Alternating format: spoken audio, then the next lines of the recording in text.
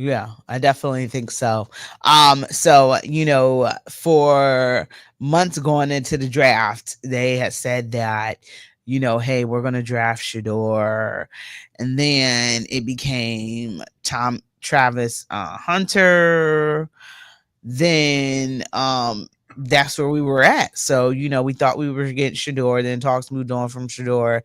Then it became Travis Hunter for a couple weeks. And then going into the draft, they're up second. Then they trade that pick with Jacksonville, and everybody's eagerly awaiting to see, who they were going to pick up. And they moved down to number 5, and they picked up a kid named Mason Graham with the 5th pick in the NFL draft. So he, will be on that defense trying to suck up, runners. And he played 3 seasons at Michigan. He appeared in 39 career games. And he recorded 108 tackles, 18 for loss, 9 sacks, 3 passes defended, 1 fumble recovery, and 1 forced fumble. And Kevin Stefanski called Graham a perfect fit for this Browns defensive line. What are your thoughts about Mason Graham? Seems like a pretty good value play for the Browns. And, although he wasn't tremendous statistical disruptor in terms of just, raw sacks and TFLs, really consistent, penetrator and disrupting everything from a non-statistical standpoint. Just more than just Graham. I just love the Browns not being tied to Hunter and being able to pivot when it seemed like everything pointed to Hunter coming to Cleveland, when they had a bigger issue than just adding a wide receiver. So getting Graham is just the start of that. And then being able to pick up especially the 2026 first rounder is just huge for, what they're trying to do after this whole fallout with Watson. Uh-huh. Yeah. What are your thoughts about them trading that second pick for Travis Hunter and not drafting Travis Hunter where you need offense, you need defense. So, but you got Denzel Ward, you got Greg Newsome, but they're talking about trading Greg Newsome. But, what are your thoughts about them trading what could be a generational player, trading that pick instead of taking him? Boy, uh, Andrew Bear better be pretty confident, because right now his legacy is Deshaun Watson and this trade. Uh-huh. So it's a gamble, but at the same time, I think they kind of had to. If they found someone, normally quarterbacks are the ones driving these, getting future firsts in the first round. So if you're trading down and it's for a non-quarterback, and the Jags only came up 3 spots, for that to require a 3-spot trade for a non-quarterback is huge. For that to require a first rounder shows, one, Hunter's value and, perceived impact on the game, and 2, just how impressive the Browns were able to get a first out of this. Because let's face it, Shador fell to the 5th round, and they got Dylan Gabriel in the 3rd round. They do not have a quarterback. They do not have their locked-in quarterback for 2026 yet. So getting that extra first from a Jaguars team that's been historically unreliable is really important to the Browns' future. So I talked myself. I thought Hunter would be, immediately move Judy to the wide receiver 2. I was already planning on that, and then the Jaguars talks just kept gaining steam. It's just, this is happening, and I thought they got a great haul for him. The Browns obviously have, other foundational issues, but this was impressive, that part of the draft. Well, they said that the trade was made April 7th, Mm-hmm. but everybody did a good job of not leaking that. Oh, So, yeah. I wonder if only they told Andrew Berry, Kevin Stefanski, and Jimmy Haslam. I'm wondering, are those the only 3 that knew, because it wasn't leaked? Agreed. And they kept, Haslam was doing the dinner meetings with like Abdul Carter and Hunter, and they did a masterful job of not having it leak. Again, Barry took a huge swing and miss with Watson, but having this, it was such a buttoned up process, was pretty impressive. And, the Browns obviously need Graham to justify it. And, but that's a really important piece, especially as quarterbacks are getting rid of the ball quicker and quicker. Hmm. Getting interior pressure is almost as important as edge pressure anymore. Hmm. Yeah, no, I definitely understand. So with Mason Graham, they went and selected another Michigan person. I think they got somebody from Michigan last year too. I can't remember who it was. What do you think about the Browns selected, Michigan people, and the Pittsburgh Steelers selecting Ohio State people who come back, you know, and kick our butts every Sunday when they could have been selected by the Browns? What are your thoughts about, how that kind of has been turning out? It's gotta create some fun divided loyalties for you Clevelanders. That's I mean I don't think NFL teams think too much about that, but a Browns team in dire need of goodwill, that is going to create some interesting decisions for fans come fall. And at least they did get a Ohio State guy, at least a 1 year rental Ohio State guy in the second round. Oh, 1 year rental? Well, he was Quinshawn Judkins. I mean, Yeah. You think he's going to be a 1 year rental no, for? no. I meant Ohio State. Sorry. Oh, okay. No, he's signed up for 4 years in Cleveland, so he's good there. So he stopped through Ohio and may have thought he was done after 1 year because he was going to the draft, but no, he's coming, staying for the long haul now. Uh-huh. Yeah, definitely. And so then their number 2 pick, dang, I think, hold on one second.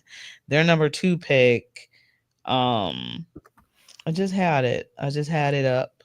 Was Okay, there we go. The number 2 pick was pick 2, sorry, pick round 2, pick 33, Carson Sh- Schweisinger. Swession is okay. Yeah, I got. SCHWS Schweisinger. So he comes from UCLA. I believe UCLA wasn't a great team, No. perhaps, but they selected him as a linebacker, and he was a walk on. But he was not. They say he wasn't only just a walk on, but really a 1 year starter. So he started 3 games into the season and just took off. So they say he's extremely productive, extremely smart, very versatile, and kind of fits exactly the way we want on defense. How do you think he's going to fit into Jim Schwartz's defense? It's gonna.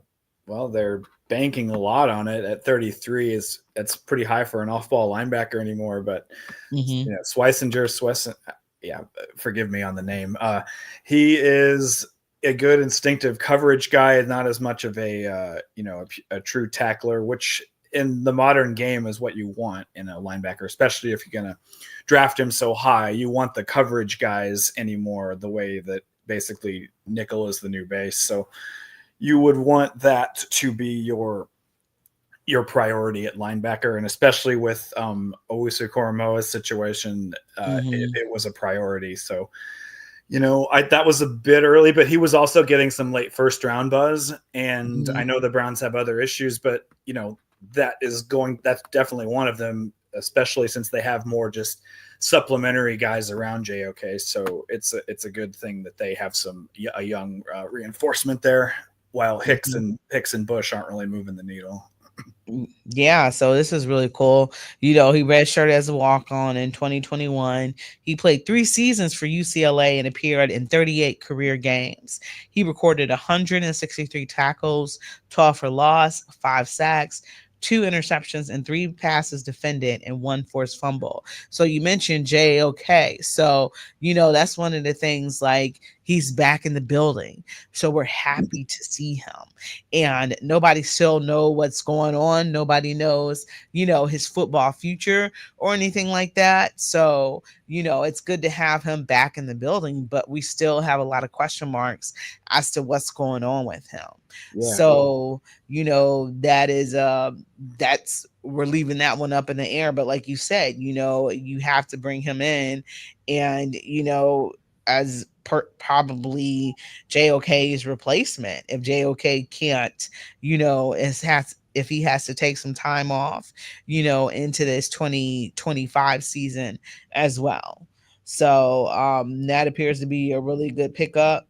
And I think he'll be able to fit into Jim Schwartz's defense very nicely. So I don't mind that pick as well. So he's got to get used to the Cleveland, Ohio weather too when he comes here, because it is not.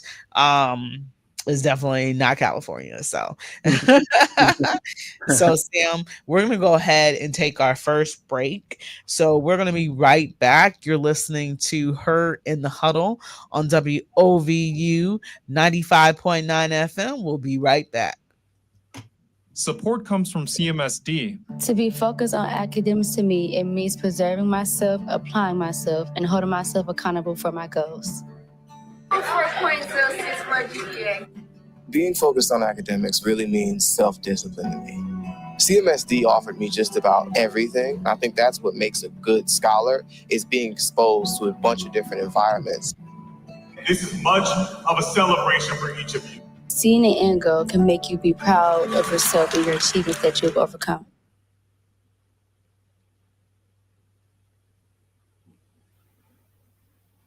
Support comes from CMSD. At CMSD, we believe in creating access to services, programs, and opportunities. Every day, we strive to provide innovative learning experiences where passions lead to career paths. From trade education to early college courses, the possibilities are profound, empowering every scholar to discover their path and achieve their dreams. The future of CMSD starts here.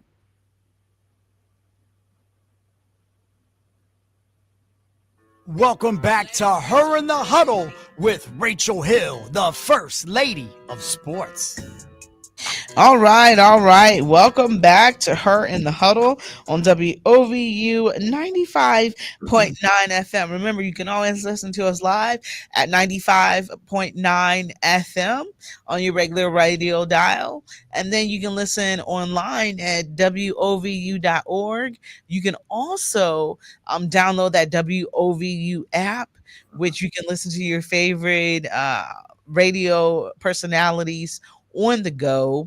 And then don't forget, you can listen to us on iHeartRadio now. So that is super cool. But today, my special guest co-host is Sam Robinson of ProFootballRumors.com. So super excited to have him here. We just talked about the second pick of the NFL draft for the Cleveland Browns. So that's what we're doing. We're going over the picks and how we think that they're going to fit in on this team. So after picking up a Michigan player and with the first pick, they in round 2 with the 36th pick, they picked up Quinshawn Judkins, national champion with the Ohio State Buckeyes. And one of the things is with what's going on with Nick Chubb, you need to get somebody here that's going to be able to run the ball for you. And I think that was an excellent selection with that in the draft. What are your thoughts about Quinshawn Judkins going to, I was about to say the Ohio State University, going to the Cleveland Browns? Well, it's about time. They've basically had to tread water at running back for 2 years now. Chubb had that devastating injury in September 2023, and then poor guy came back and happened something different with the foot happened again. It's just really tough break, and you're right, they had to address it, even though this was a deep running back class, and the Browns certainly dived into that with 2 running back picks. So yeah, getting one early was probably a priority, and clearly they targeted it because they took it with the pick that they got, the first pick that they got from Hunter. So yeah, Judkins certainly made a huge difference for your Buckeyes, and I kind of liked Henderson better as an NFL prospect. But for what the Browns want to do, clearly they've set up a 1-2 punch, and that's going to be important for the Browns, as you know, because they have some huge quarterback questions to answer. So having a better run game to lean on than what they trotted out the last 2 years is obviously going to be important. Why did you like Henderson better over Judkins? Just pass pro and, more elusive just in terms of just shiftiness, and then backfield working out of the backfield as an outlet option. I just thought that might matter a little bit more, even though Judkins might be a little bit better in between the tackles. Every time Henderson, and I don't follow college football as closely as you do with your Buckeyes, but every time Henderson seemed healthy, man, he was good. So the Patriots got a really good one there, and they took him, I think it was 2 spots later. Mm-hmm. Yeah, so one of the things is though, they say, I don't know, you might have told me this or somebody else told me this, but I think it might have been you, Sam, is that he's more Judkins is gonna be more of like a Kareem Hunt with that 1-2 punch with him and Nick Chubb. Did you tell me that? No, I don't think I mentioned that. Okay. So him and Sampson are going to they've clearly designed their roadmap, and getting Sampson, I thought in round 4 was really impressive, just with how dominant he was last season in the best conference probably the best conference in college football. Yeah, because Jerome Ford is not a feature back. Like, he's not going to be able to get the job done for you. I hate when he gets the ball. He's also, has some issues. When they toss that ball to him, he's also has some issues with fumbleitis as well too. So that's not something that I'm liking, but I just don't think he's going to be able to be the back to get things done for you, and you needed to do something to shake things up. They passed over Ashton Genty as well. He was available, but I think Quinshon Judkins will be an acceptable back for them. He spent his first 2 years at Ole Miss, and he had 545 carries for 2,725 rushing yards and 31 touchdowns. He also had, super productive, yes. Yeah. And then he said he also had 37 receptions for 281 receiving yards and 3 touchdowns.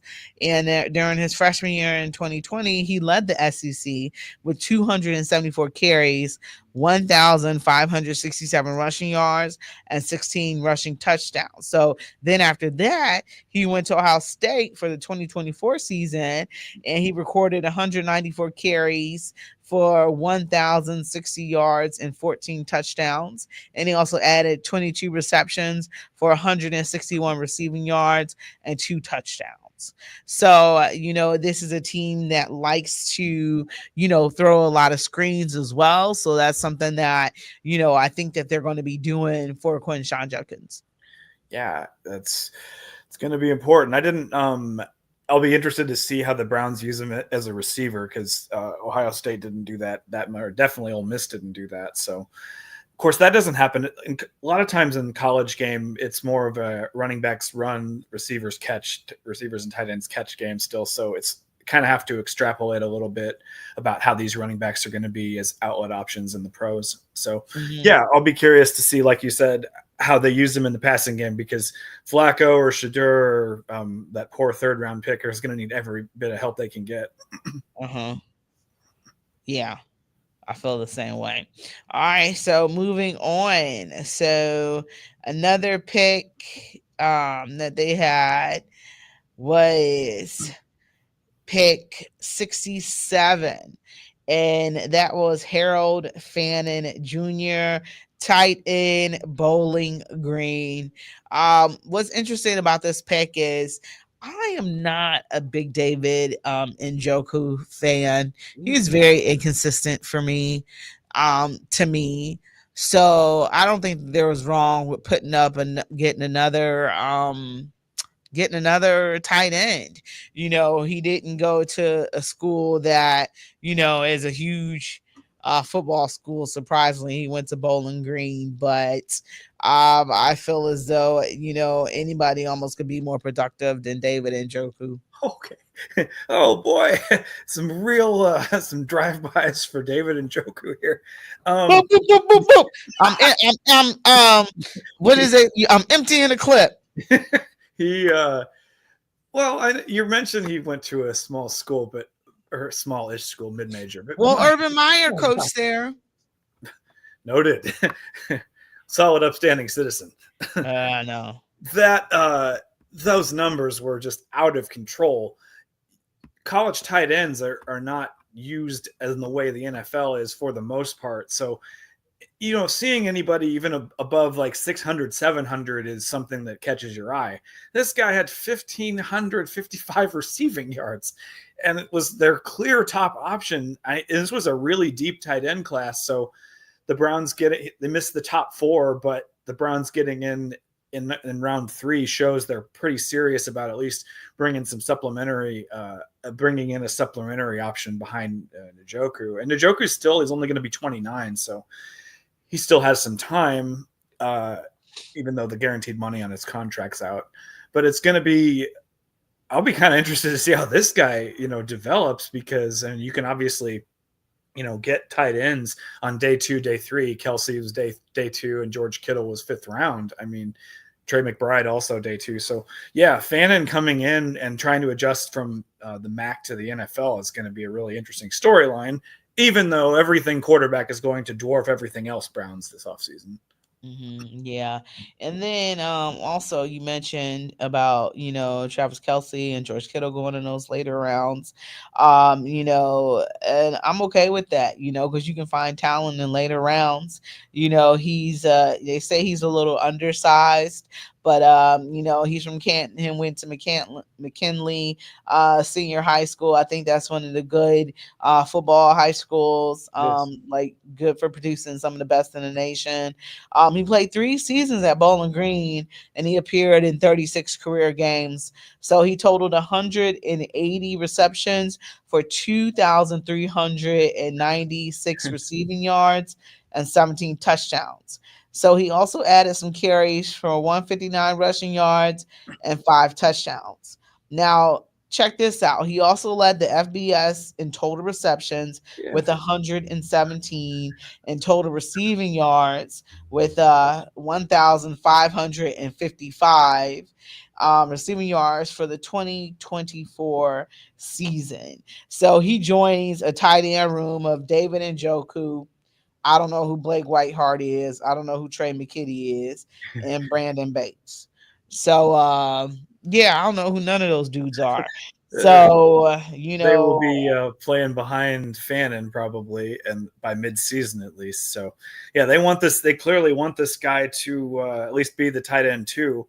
And I just cannot get over that stat line. My God. Because it was almost all done. It was almost all accumulated in 2024.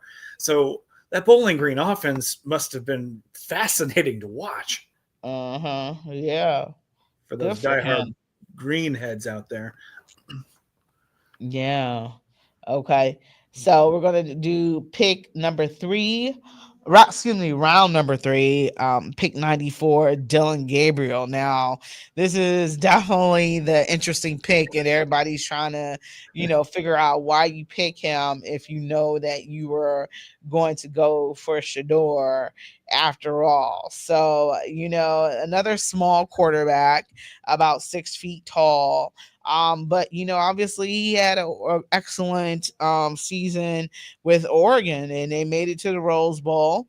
And Gabriel spent his first 3 seasons at UCF, where he completed 554 of 913 passing attempts for 8,037 yards and 70 touchdowns. He then transferred to Oklahoma beginning in 2022 and played for 3 seasons, and he completed 496 of 751 passing attempts for 6,828 yards and 55 touchdowns. And then he spent his final collegiate season with Oregon in 2024, where he completed 326 of 447 passing attempts for 3,857 yards and 30 touchdowns. And his 155 career touchdowns also set is an all-time career FBS record. So how long was this dude in school for? Like 6 years? It was 6, and okay. I can't remember which year, but one of the years was shortened. So he played 5 full seasons. Oh yeah, the COVID year. Because of COVID exemptions. Yeah. Okay, yeah. Okay, well, all right. So, what do you think that's going to happen? So that brings the question: what do you think is going to happen in this quarterback room? Because right now it's kind of full. You signed Joe Flacco, Kenny Pickett. You got Deshaun Watson still in there. Then you have Dylan Gabriel and Shador Sanders number as well. So that's even though most of us doubt Deshaun Watson will ever appear in the Cavs uniform, not a Cavs uniform, excuse me, in a Browns uniform Probably ever won't put one of again. those on again either. Huh? Probably won't put one of those Cavs uniforms on again either after I this know, right? Not going to be So- donning the old Darius Garland 10 anytime soon. Yeah. So, what are your thoughts about that quarterback room? Oh my God.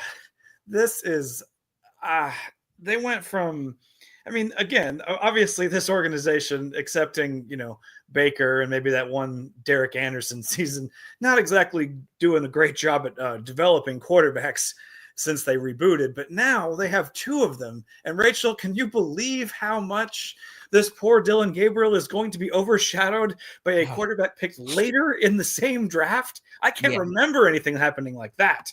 This is like if Kirk Cousins was some sort of media sensation and RG3 was overshadowed, but obviously it wasn't like that. But the Browns have picked a third and a fifth round quarterback, and the fifth rounder is going to come in and take over the whole news cycle. Yeah. Yeah. He's the most popular guy in the whole NFL draft. And it was like once he was drafted, people was like, I can stop watching now. And all he did was gain a bunch of fans, after being drafted number 5. Black America is gonna side with him as well because they looked at, what happened as more of a racially thing. So, he has a lot of that fans. I was seeing a lot of people on social media saying that they're gonna go get his jersey and support the Cleveland Browns and stuff like that based on what happening. But he got a lot of fans and a lot of followers. So yeah, he will absolutely dominate the headlines when it comes to this team. And Dylan Gabriel, he'll get to make mistakes, undercover, so it won't, I don't think, things will be as reported on or popularized as opposed to when Shador makes a mistake. That's going to be part of the 24-hour news cycle. So, I like the pick. I just don't understand why, but Gabriel gets the opportunity, even if he never plays in Cleveland, he gets the opportunity to learn behind Joe Flacco, who, helped us win 5 straight and take us to the playoffs in 2003. So he gets the opportunity to learn behind a Super Bowl winner. So I definitely think, that's pretty cool. So, he'll be under competition for the starting job, but, he has to go out and get his, so I don't personally think, he'll be starting, he'll get that time, that junk time in preseason, but I'm thinking that Shador Sanders will be the starting quarterback of the 2025 Cleveland Browns. That's where I'm at. I don't know if he's going to get there in week 1. You'd have to think Flacco is going to at least start the season, but all bets are kind of off. Like once we get to maybe even like mid-October, because people are going to, like you said, want to see Shador. And I kind of don't think they wanted to take him because you picked him in the 5th round and you already picked your quarterback. And then correct me if I'm wrong, but Andrew Berry said after day 2 that he liked Gabriel as the better fit compared to Shador. Like I clearly though, the value was just historic at 144 to bring in Sanders. And even though it's just kind of messes up the whole QB room, it obviously raises the ceiling for it, because I don't think most people did not view Dylan Gabriel as especially at 5'11", as the 3rd round pick. I will say though that 5'11". Like Bo Nix last year, who Gabriel replaced at Oregon, and Jaden Daniels showed that the COVID year is actually kind of a plus. Getting all those reps and getting all that experience, you kind of want that, even if you have to sacrifice a couple years in age. Whereas you don't want the Trubisky or Anthony Richardson types as much, with all the potential and no experience. So Gabriel kind of had that going for him, and then they took Shador and threw everything off course. So you're right. He's going to be able to make mistakes undercover, whereas Shador is not going to have that luxury. At the same time, man, what a strange draft odyssey we got with Sanders. And this was one of the places, like you said at the beginning, that he was supposed to land, just not here.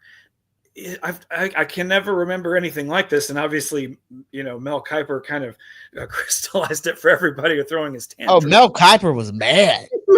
He was into it because I think he just finally had it with like 10 hours of broadcast time went by with Mel's best available sitting up there, and then he finally goes off the board because Mel had Shador over Cam Ward. He was that confident in him, but clearly teams were like, he's not worth the trouble with marginal arm strength and obviously doesn't have Dion's athleticism, but getting him at 144 is massive, even if it clearly wasn't their plan. But Mel Kiper was hot. He was hot. Yeah, he was arguing with everybody and stuff like that. They was like, calm Mel down and draft Shador. Yeah, but Mel Kiper was hot. So yes, he was. He believed in him, and so many other people believe in him as well. So that just goes to show, the power that this stuff is getting and how crazy it's going to be. All right, so we're going to take a break before we get to our number 126 pick. So you are listening to the Her in the Huddle on WOVU 95.9 FM, and we'll be right back.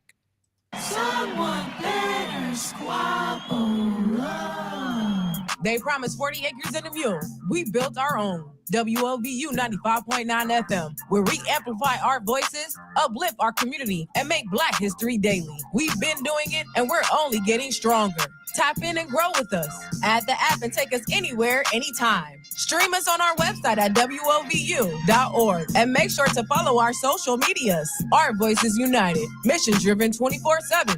Squabble up, squabble up, squabble up, squabble up, squabble up, squabble up, squabble up. Support for WOVU 95.9 FM comes from CMSD. In an ideal world, every neighborhood, no matter where a kid lives, no matter their background, they can choose any school they can go to and guarantee that they have high quality options. And we've already started to do this work. And, there are pockets of excellence throughout our system. That's what the future looks like.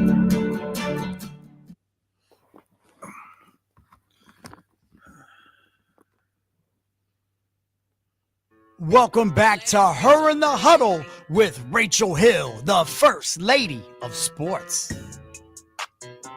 All right, welcome back to Her in the Huddle on WOVU 95.9 FM. This is your girl, Rachel Hill, the First Lady of Sports, and I am here today with Sam Robinson. He is the lead writer at Pro Football Rumors. Make sure you check out that website because I imagine there's going to be a lot of rumors going on before the season starts, and Sam will be right there on top of it. So we're going to round 4, pick 126, and that's running back Dylan Sampson from Tennessee. Now, this was one of the teams that Ohio State crushed en route to their national championship, so I just want to make sure I point that out.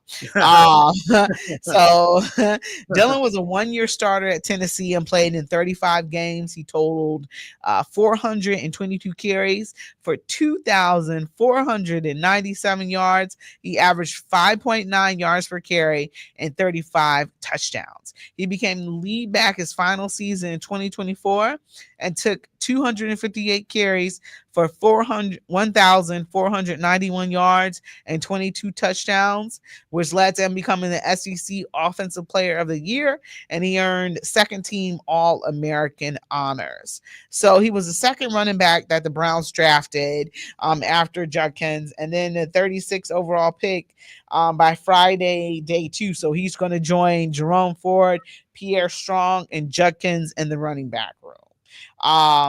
Why didn't they put Nick Chubb on there? So they obviously value the running back position in that on that team, and they are looking for guys that have speed, toughness, run with vision and instincts. And anytime you get two of them, you're excited. So that's talking about both of the running backs. And you don't have to have one guy to carry the load. You can keep people fresh. So what are your thoughts about that running back room that the Cleveland Browns has? I don't think much will be able to get accomplished with them. It's got a lot of potency, at least compared to last year. Like you mentioned, I had kind of forgotten Pierre Strong was still with the team. Me too. The Judkins Sampson room is suddenly have a lot more spark than what they were bringing to the table the last 2 years, and they've got some complementary pieces here. Whereas Sampson goes 5'8", 200, Judkins is a little bit bigger than that, and Sampson I kind of was surprised he got past round 3. So the Browns being able to get him when they did, I thought was pretty impressive, even though they already, like you said, took Judkins. So I was a little surprised because a team going 2 quarterbacks and 2 running backs after a 3-14 season seems like a lot. That seems like what a team would do after they're coming off like a 13-4 season where they can make some luxury picks, where I thought the Browns maybe had a little bit more needs to fill. But man, you can't deny Sampson's and he did it in the biggest conference. So doing that, super impressive, and getting him in round 4, I think that might matter. And to the point, I mean, Judkins, like, wow, that's fantasy GMs are going to have a choice to make. Mm-hmm. Yeah. Where was he at anywhere before he got to Tennessee? I think he was Tennessee. I could be wrong on that one. I think he was just Tennessee. Okay. I couldn't tell. Might have played behind somebody the previous 2 years, but yeah, he just erupted last season. Okay, good. All right. So moving on to our 144th pick in the 2025 draft, Shedeur Sanders. He actually had to endure a prank call before he got his call saying that he was going to be drafted by the Cleveland Browns. So I can understand him being wary about any phone calls after that one. But the second phone call, that was his personal number for a GM and teams executives. That number was actually called, and he was pecked. So so the Browns traded up to get him as well, and they traded the 166 overall pick and 92nd overall pick with the Eagles. So Sanders spent his first 2 college seasons at Jackson State at HBCU before transferring to Colorado. He totaled 7,364 passing yards, 64 touchdowns, and 13 interceptions in his final 2 seasons. Obviously, he was coached by his dad, an NFL Hall of Famer, Deion Sanders. He was second-team All-American and Big 12 Offensive Player of the Year in 2024 after completing 4,134 passing yards, 37 touchdowns, and 10 interceptions. It seems like with those numbers, Sam, any team should want him. What happened? It's gotta be. I mean, like you said earlier, the race component is going to be seized upon, and that's not nothing. Obviously, definitely him. Maybe more so Deion Sanders. Maybe overplayed their hands a little bit, and because they were outright saying Deion was saying teams that he didn't want him to play for, and I can't imagine the Browns are high on the list that teams he did want to. But here it is. And I don't think he played the pre-draft process too well, but I heard he was being a bit more contrite as the draft approached. But this was ridiculous, having him fall this far. I mean, I know people might have been put off by combine interviews or just any of the pre-draft interviews coming through this, but man, for Jackson Dart to be picked at 25 and Shedeur to be picked 119, I think I did that math right. Picks later. Oh my God. Like that was probably an injustice, and I hope he proves people wrong, because there's talent to work with there, and Colorado did not have a good offensive line. So they put him back there, and he did have to make some plays, even though the rushing yards don't really show it. Of course, college rushing yards go against the quarterback's individual total, whereas they go against the team, or sacks go against the quarterback's total, whereas they go against the team's total in the NFL. But yeah, he's got a lot to work with, even if he doesn't have, typical eye-popping first-rounder skill set. But yeah, I thought the way it was going early second round was where he would settle. Early fifth round is preposterous. Mm-hmm. Yeah. And they called him GM Andrew Berry said he was a good, solid prospect at the most important position. He did not look too happy in the draft room when they showed the camera on him. That's right. So, but their jobs are tied to getting it right. I think when Jimmy Haslam said it was a swing and a miss on Deshaun Watson, that should have bought Andrew Berry and Kevin Stefanski a little bit more time, because the owner admitted, he was the one that said throw more money at him. So I look at this as a Jimmy Haslam thing when it came to Deshaun Watson, because Deshaun Watson told them no, and Andrew Berry was willing to walk away, from that. But Jimmy Haslam was not, and Jimmy Haslam probably hasn't been told no a lot in his life. So being told no by a quarterback, he was going to go out and get his man, throw more money at it. And, when you rich like that, you can throw money at problems and make them go away. So, that's what he did with Deshaun Watson, and it obviously didn't work. So I feel like that should have bought, Kevin Stefanski and Andrew Berry more years. But, they're tired to these picks and the success of these picks. So, it is what it is. And I believe that Shedeur Sanders will be starting for the Cleveland Browns one day. Oh, yeah. You have to imagine they're going to want to see him out there. I'll be really interested to see how the reps are divvied up between him and Gabriel, because this is kind of a historically unique situation once training camp starts. So, yeah, boy, Haslam has made some decisions at quarterback, hasn't he? We got Johnny, and then we got maybe the Shedeur pick, and of course the Baker, the Watson catastrophe. Yeah. Getting Baker out of there, and good for Baker, turning everything around after the Browns traded him like right before training camp and kind of put him in a bad spot with the Panthers that one year. So yeah, hey, that's what happened. That's what happens. But usually they try to do a solid when they get people out of here, But I find it interesting. Get out. I find it interesting how you were thinking maybe that Berry and Stefanski should get some more time, because that was one thing that struck me that was odd at this offseason, because both the Browns and Giants went 3-14 and retained the coach and GM. So I found that that's almost never happens with records like that. So I was wondering how long of a leash you think that Berry and Stefanski have. I would imagine that Stefanski's might be a bit longer just because of the 2 Coach of the Year honors, but they could be tied together. Do you think it's going to be a long leash, or we need to be watching out for an in-season firing before Thanksgiving? I think another 2 to 3 years. Okay. And I know 3 is a lot, but I think another 2 years, because you really don't know where you are with draft picks until, the second, the third and fourth years, as far as, the people, that are not quarterbacks, but quarterbacks kind of immediately. So every mistake that Shedeur does will be amplified, and that sucks. But, their futures are tied to these players. So and Berry securing that Jaguars pick could be huge. The Browns might have 2 top 10 picks next year based on where the Jaguars are in their trajectory. So Berry he's definitely going to try and sell that to Haslam if things start poorly this year, that he has a vision for that 2 first-rounder draft next year if they need to make a huge move for a quarterback in a class that's supposed to be better than this year's quarterback class.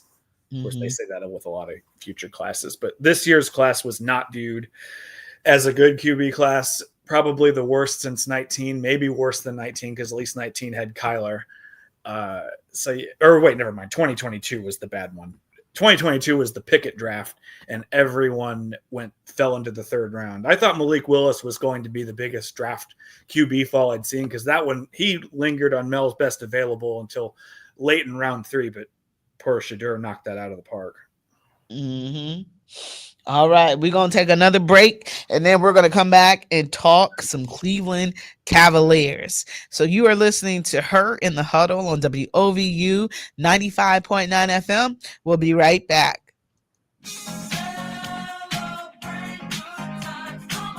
We are celebrating 7 years here at WOVU 95.9 FM. Our voices united. 7 years of providing a platform for community conversations. 7 years of bringing you news in and around Cleveland. 7 years of entertaining hits from the best local artists. Thank you, the listeners, for your support for 7 years. You have helped us continue and expand our mission to provide information that engages, informs, and uplifts the community. Spread the word, download our free mobile app, and stay tuned as we celebrate our 7th anniversary right here at WOVU 95.9 FM. Our voices united, mission driven 24 hours a day, 7 days a week.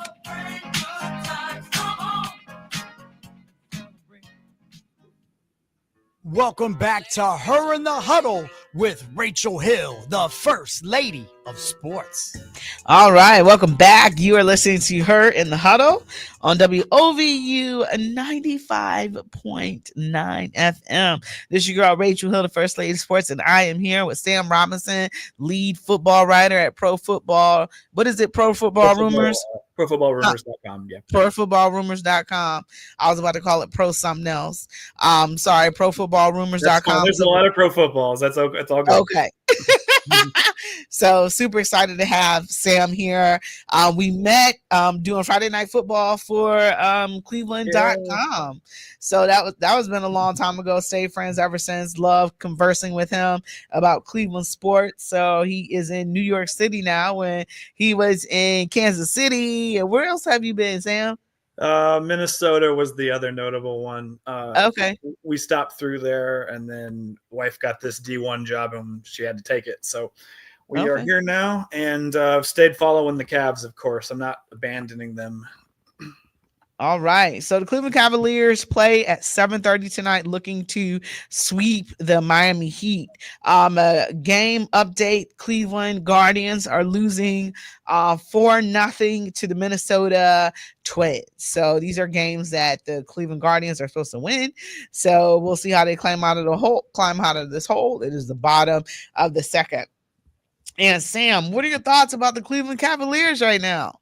I think we were talking on the pre-interview. Man, this is too good to be true. I can't believe how well this thing has come together. They've built this roster so perfectly.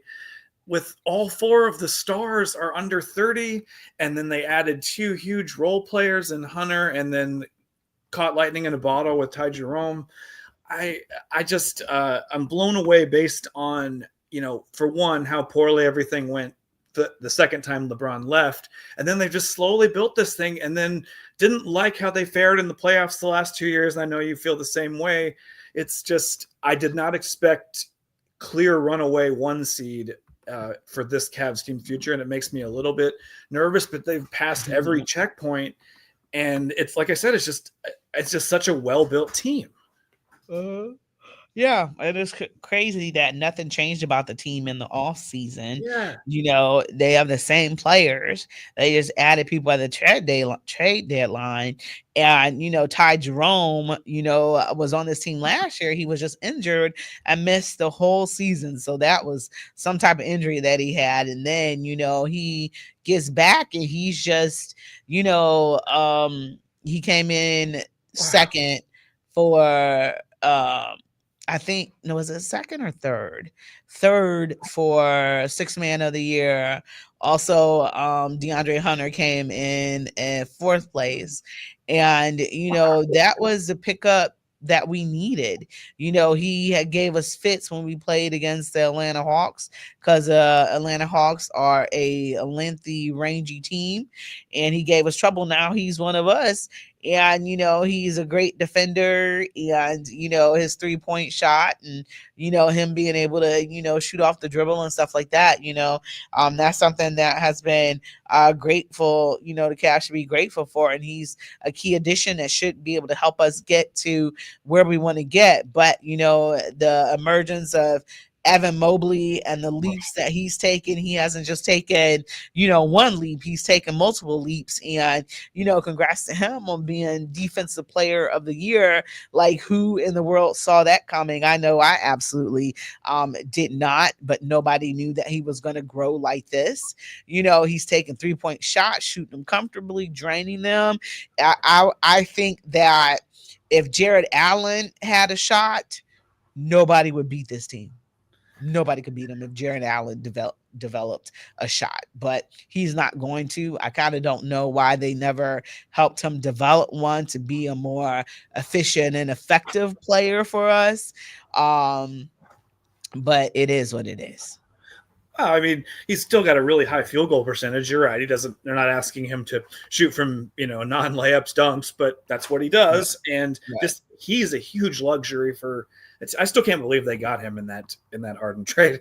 It was such a great throw in by Altman. So yeah, it's just going so well. And I just, knock on wood, you're right. I don't know if we need Garland to win tonight. And yeah.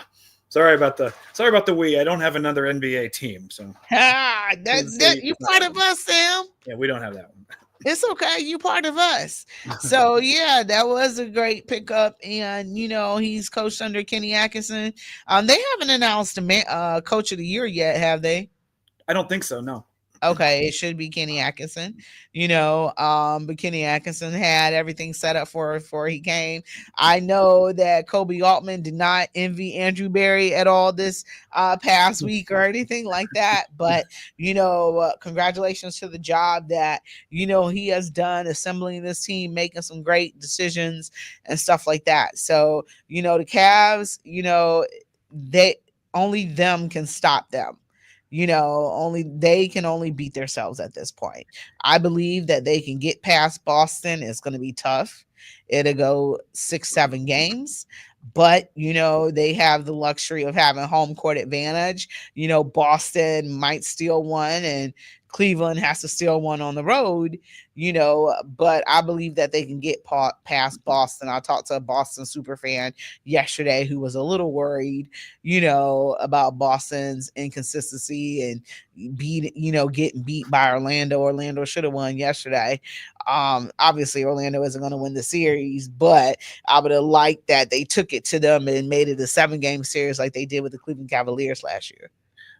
Yeah, that was the series. And like you just said, the coaching gap, and obviously Bickerstaff did a good job in Detroit this year. Just what Atkinson brought to this team just unleashed so many pieces. And that it's a competitive coach of the year race, but yeah, he's certainly proven his value.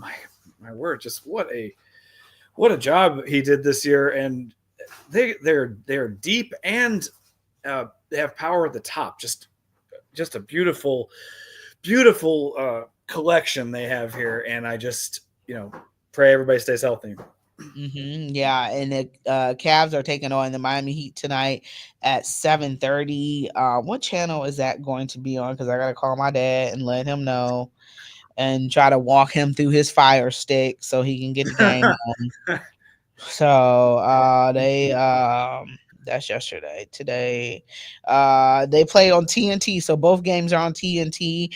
The Rockets Warriors, that series is Golden State leads 2-1. That is a 2 versus 7, so that'd be interesting if Golden State can pull that off. I just need somebody to beat Oklahoma City. That's all I care about. So they are on TNT at 10 o'clock. That series, so that's been a pretty good one so far. And Cavs look to close it out and get about a week of rest before they move on to their next series. So you have right now they would be facing either the Pacers or the Milwaukee Bucks, but I think the Pacers are up 3-1, right? Yeah. 3-1. Okay. Well, Sam, I want to thank you so much. This is our time. I didn't realize what time it was, but I want to thank you so much for being a guest on Her in the Huddle. You've been listening to 95.9 FM, and we are out of here. Thank you, Rachel.